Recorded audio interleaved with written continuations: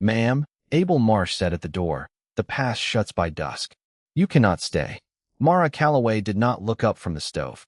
The woodbox was empty. The boy at her knee was sitting in a quilt she had stitched from her husband's shirts, and his eyes were the color of river stones, and his breath was the breath of a child who had not eaten since the day before yesterday. I know it shuts, Mr. Marsh, she said. I have not been waiting for you to tell me. You have not been waiting for anyone. He stepped inside without being asked. He had that habit, the habit of a man who had been a smith in 3 territories and had learned that a doorway is a thing people die on the wrong side of. You have been sitting. There is a difference. She looked at him then, and her face was the face of a woman who had been sitting for 4 months and had decided it was a kind of weather she was enduring. I sent for the company, she said. Belt Consolidated. My husband worked their claim. They sent a paper. They sent no money. Your husband worked that claim 7 years. He died at the bottom of the shaft in August. They sent a paper saying the lamp he carried home is the company's lamp. They sent no money because there is no money, and there will be no money. They sent no letter with the paper. There is no letter. The paper is the letter. Mara sat down. The boy did not. The boy put his small hand on the iron of the stove the way a person puts a hand on the head of a thing they have decided to keep. How far is the cabin, she said. South face. 2 miles. I have a forge. I have a stove. I have a spare cot. I have not had a woman or a child in the cabin in 9 winters. And I have a spare cot because the man who built the cabin had been told, when a woman comes, he will need a spare cot. You have been told a great many things, Mr. Marsh. A smith hears many things. Men heat iron and melt down, and the iron says what the man will not. Outside, the wind was rising. The snow was at the step. The pass, 2 miles north, was already showing the white wall that meant no one would move between here and Helena until the melt. Mara was 8 months with child. The boy was 5. The woodbox was empty. They had eaten the last of the salt pork at noon. I have nowhere, she said. You have here. You have the cabin. You have the stove. You have my name on the door, which I will paint on the spare board today. You will paint your name on a board for me. I will paint my name on a board for the boy. The boy needs a name on a board. The boy needs a stove. The boy looked up. He had been listening with the stillness of a child who had long ago learned that adults speak around him the way the wind speaks around a house. Not to him. Near him. What is your name? The boy said. Abel. Abel Marsh. Are you a blacksmith? I am. Will you shoe the horse? I will shoe the horse, mend the roof, cut the wood, and keep the stove lit. I will not call myself your father. I will be a man in a cabin with a boy and a stove and a name on a board. You can call me what your mother calls me. Will she call you Marsh? She will call me Abel. The boy nodded. He was satisfied. Abel had not known, in 9 winters, that the way to satisfy a child was to give the child a name and a stove and a horse to shoe. He had not known because he had not, in 9 winters, had a child. Come with me, Abel said. Mara looked at the boy. The boy looked at her. Outside, the pass was closing. The storm was a wall. Come with me, he said again, softer, the way a man says a thing he has been carrying in his pocket for 9 winters. Yes, she said. The boy stood. He did not get up so much as he rose the way bread rises, slowly, and because there is something in it that wants to be. Abel took the quilt. Abel took the lamp. Abel did not take Mara, because Mara could walk, and she did, with the boy at her hip and her free hand on the small of her back, where the weight was heaviest. Behind them, in the cabin that had been her husband's cabin, 4 months of waiting sat down on the floor like a thing that has been waiting a long time and is tired. The wind shut the door behind them. The cabin was a small, good cabin on the south face of the mountain. Pine logs chinked with mountain mud. A forge beside it that Abel had built from flat stone the year before, when his hands had decided, after 9 winters, that they had something to do. A cot, a stove, a spare cot, like he had said, set against the wall. He set Mara on the cot. He set the boy on the second chair. He set the lamp on the mantel. Mara, he said. Yes. The lamp is your husband's lamp. Belt Consolidated says it is the company's. I will tell you what the lamp is. The lamp is a thin iron thing full of oil. It is worth, by the company's price, $400. By my price, it is worth what your husband paid for it, which is what any man pays for a thing, everything he had. Abel, I am not done. The boy is your boy. The boy is not my boy. The child is not my child. I will feed you and the boy and the child. I will not call myself your husband in any man's hearing.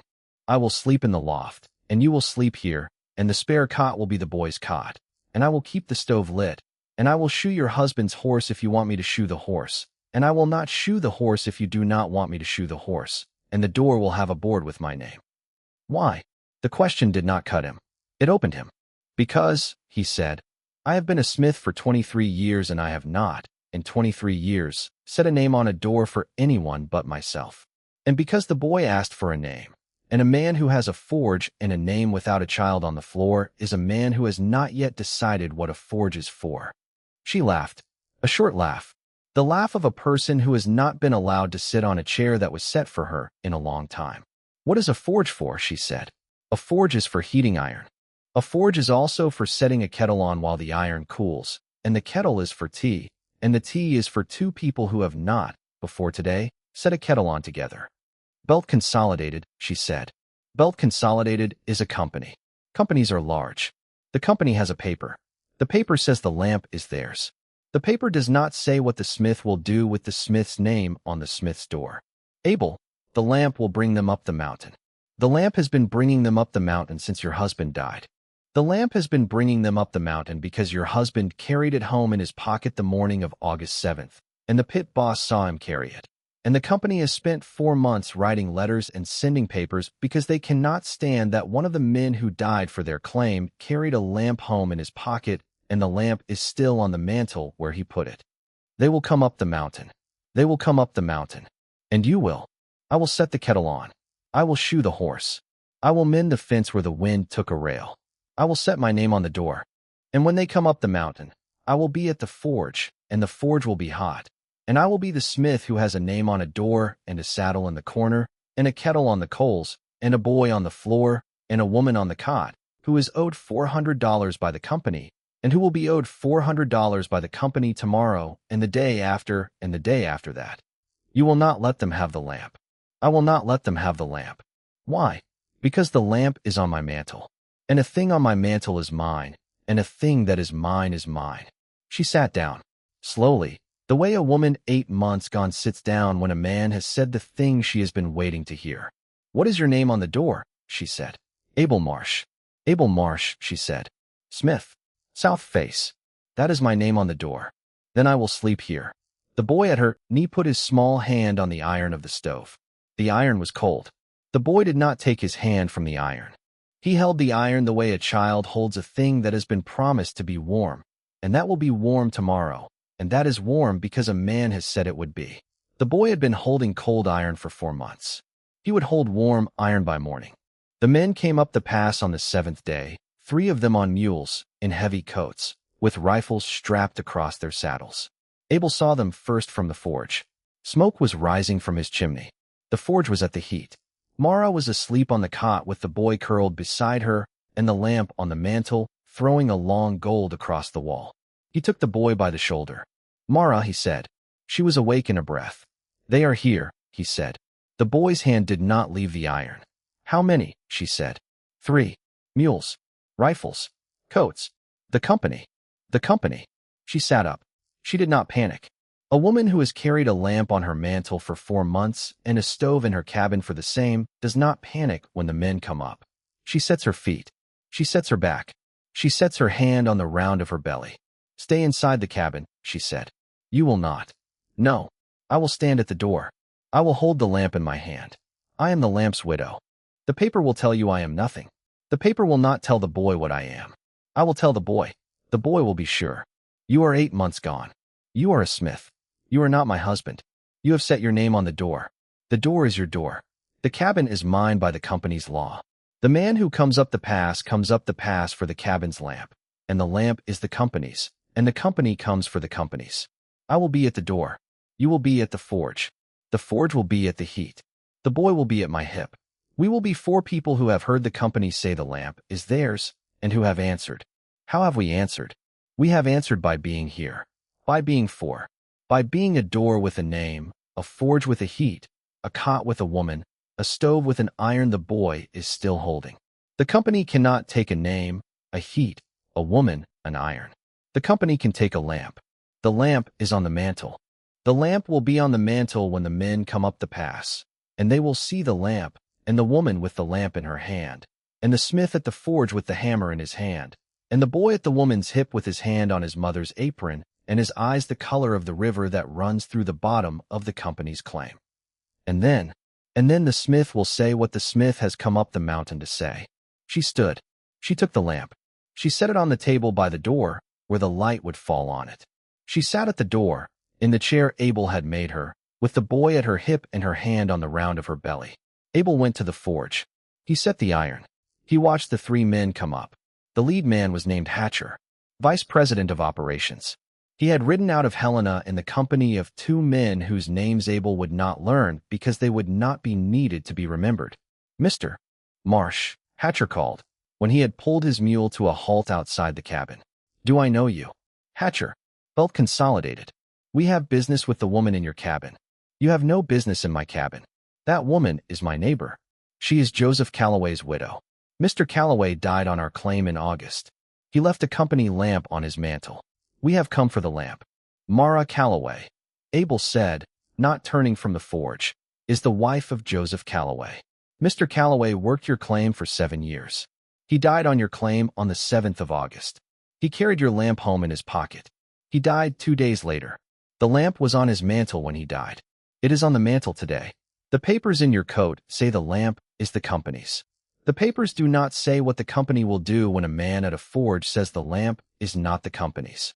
Mr. Marsh, the papers do not say what a woman with a child in her belly in a chair will say when the company steps inside. The papers do not say what a boy holding an iron on his mother's stove will do when the company takes the lamp his father carried home." Hatcher sat his mule. He did not dismount.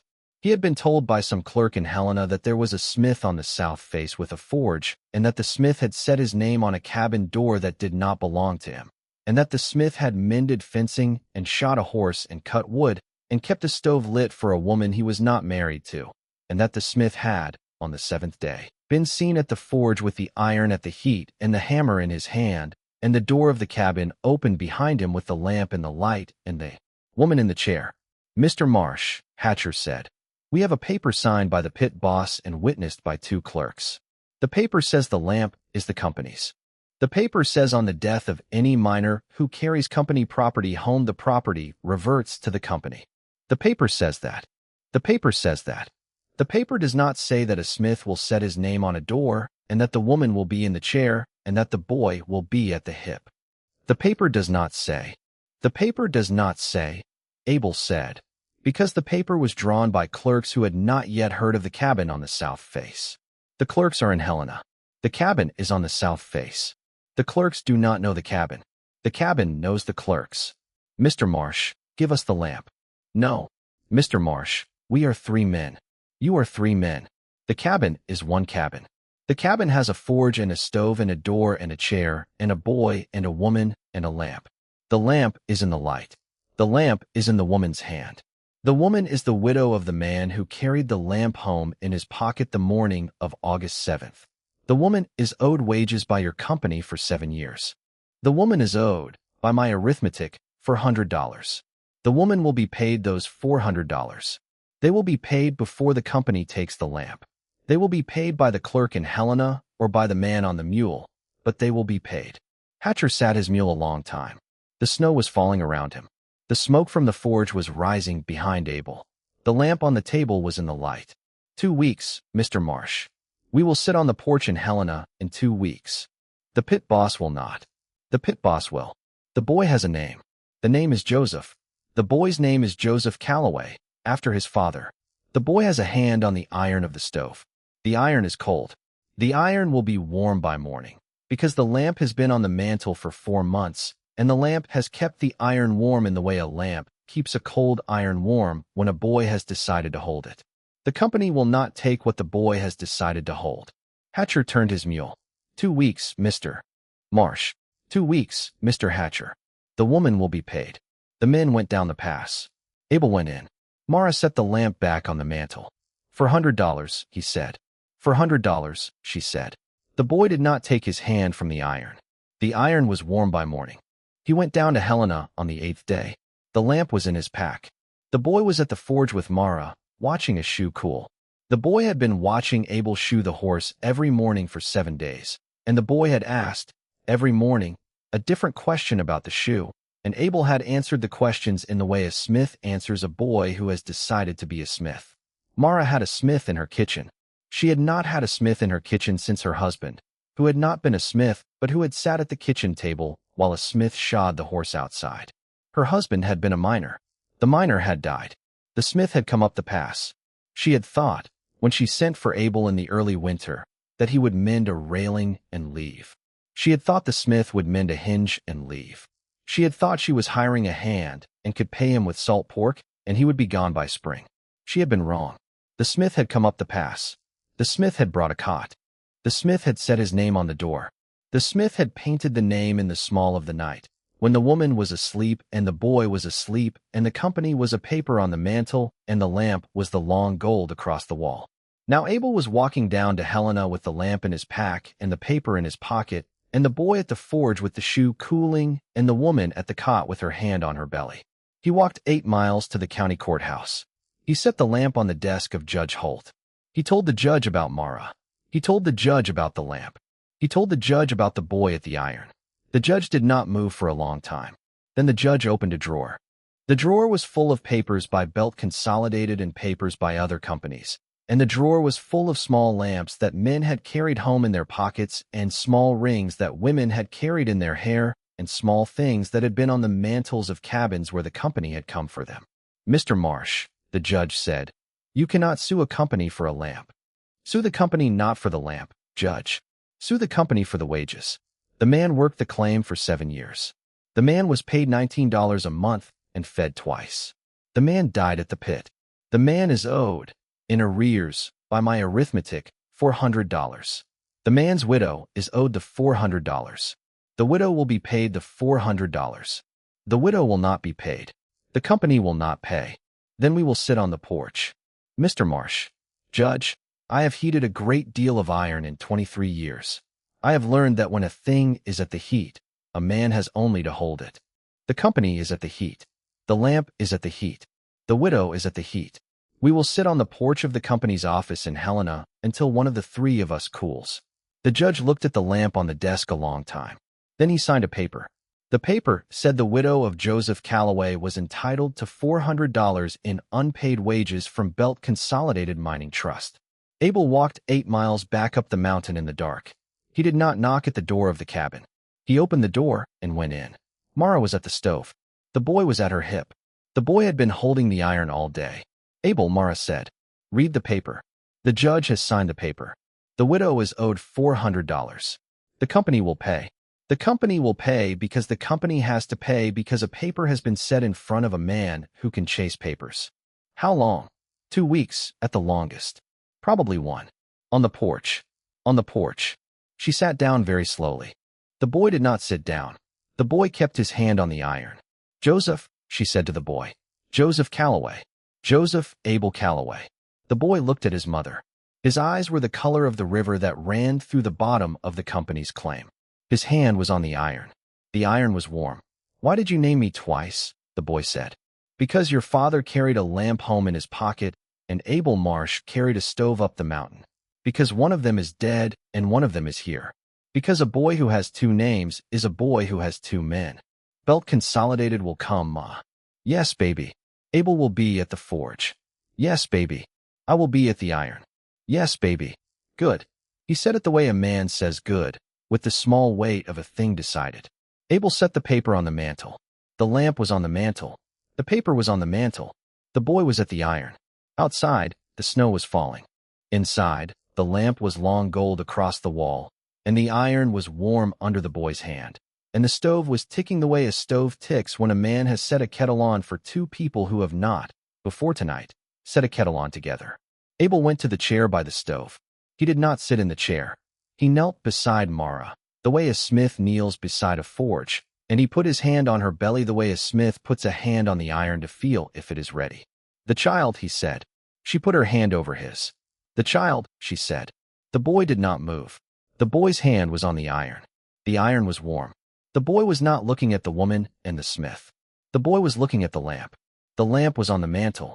The lamp was not the company's.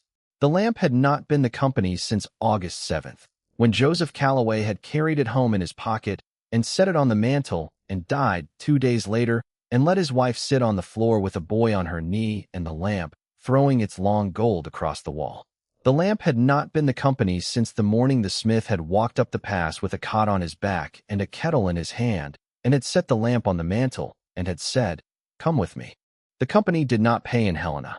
Abel sat on the porch of the Belt Consolidated Mining Trust office for 31 days with the lamp on his knee and the boy at his side, and Mara was at the cabin with the child now 9 days old.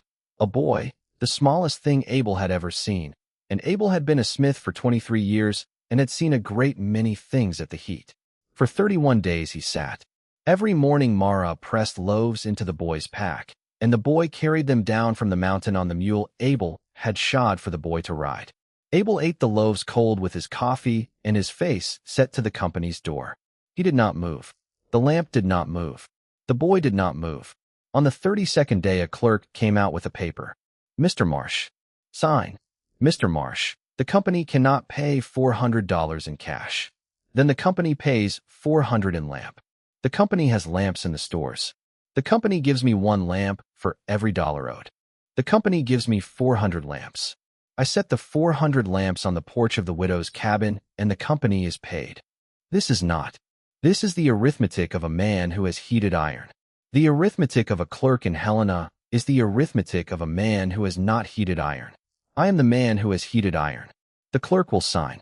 The company will pay. Otherwise the boy and I will sit on the porch for another 31 days, and another, and we will not move, and the company will be the company that owes a widow $400 in unpaid wages of her dead husband, and the lamp will be on my knee and on my knee and on my knee. The clerk went in. The clerk came out with the papers signed by the president of the company. The clerk handed Abel a sack. The sack had $400 in gold. Abel set the sack on his knee. He set the lamp on his shoulder. He and the boy went up the mountain. At the cabin, Mara was at the stove. The new boy was at her breast. Joseph was at the iron. $400, Abel said. She did not speak. $400 in gold. The company has paid, in arrears, the wages of Joseph Calloway. The widow is paid. The cabin is hers. The lamp is hers. The boy is hers. The baby is hers. I have set my name on the door. I will not take the name down. Abel. Mara. Stay. Where? In the cabin. In the loft. In the bed. Anywhere. Anywhere as long as you will set a kettle on for me in the morning and shoe the horse for Joseph in the morning and set the lamp on the mantel in the morning and not let the company take what we have built in the last 7 days, which is what we have built in the last 7 days and not in 23 years of being a smith in 3 territories. Abel set the lamp on the mantel. He set the sack on the table. He set the paper on the mantel beside the lamp. He went to the chair. "I will stay, Mara. Marry me. I will marry you in the morning. In the loft, with the boy at the iron and the baby at the breast, and the lamp long gold across the wall. In the morning, the boy was at the iron. The baby was in Mara's arms.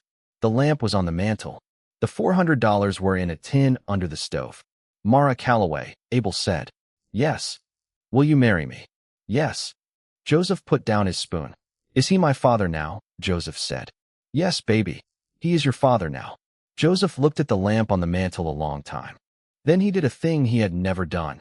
He turned from the iron, walked over to Abel, and put his arms around the man's leg. He had been holding cold iron for 4 months. He was not holding cold iron now. Years later, travelers passing the mountain road from Pine Hollow would see, at the top of the long switchback, a cabin with a forge beside it and a small corral. And if they stopped for water, they would meet a man with iron-black hands and a woman with a flour-dusted apron and a boy of 9 with a forge hammer over his shoulder and a boy of 4 with a flour in his hand. The woman would set bread and water. The man would say, "You have come to the south face.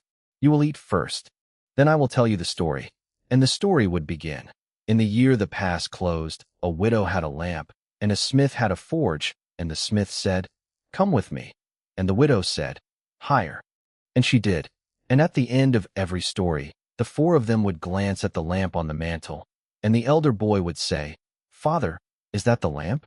And Abel would say, "Yes, son, that is the lamp your father carried." That is the lamp the company sent 3 men up the mountain to take. That is the lamp your mother held in her hand when the company came. That is the lamp the judge signed a paper for. That is the lamp we sat on a porch in Helena for 31 days to keep. That is your father's lamp. That is your mother's lamp. That is the lamp that bought us." And the younger boy would put the flour in the lamp's bowl, because the younger boy had decided, like his brother before him, that the lamp was his, and he was the lamp's. And a thing decided is a thing kept. And a thing kept is a thing that has been kept by a forge and a stove and a door and a name. And the lamp on the mantel would throw a long gold light across the kitchen wall, and the 4 of them would sit down to bread together in a cabin built by a smith for a woman and a boy who had been waiting in the cold. The lamp was lit. The lamp had always been lit. The lamp would not be cold in the morning.